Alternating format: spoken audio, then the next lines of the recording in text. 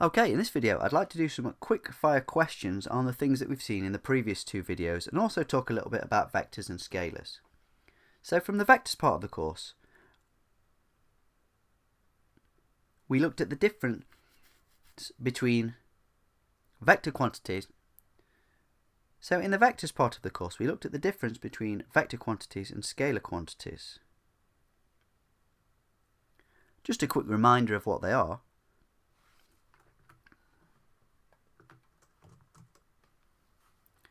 So vector quantities have a magnitude and a direction, and scalar quantities simply have a magnitude or size.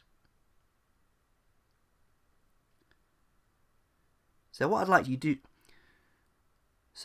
to do for this activity is copy and complete the table below and try and fill in the gaps. So what I'd like you to do now is copy and complete the table below, filling in the gaps wherever you see them. Try to do it if you can without looking at your notes.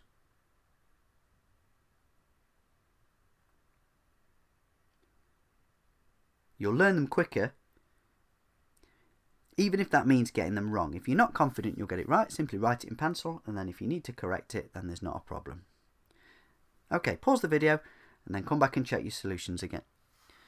Okay, pause the video and then come back and check your solutions against mine. Welcome back. Here are my solutions then. So displacement does take direction into account, and so it's a vector quantity and we measure it in meters. Next up we need a scalar quantity measured in meters per second, that would be speed, and a vector quantity measured in meters per second would be velocity. Force is measured in newtons, and force does take direction into account, so it's a vector quantity. A scalar quantity measured in meters would be distance,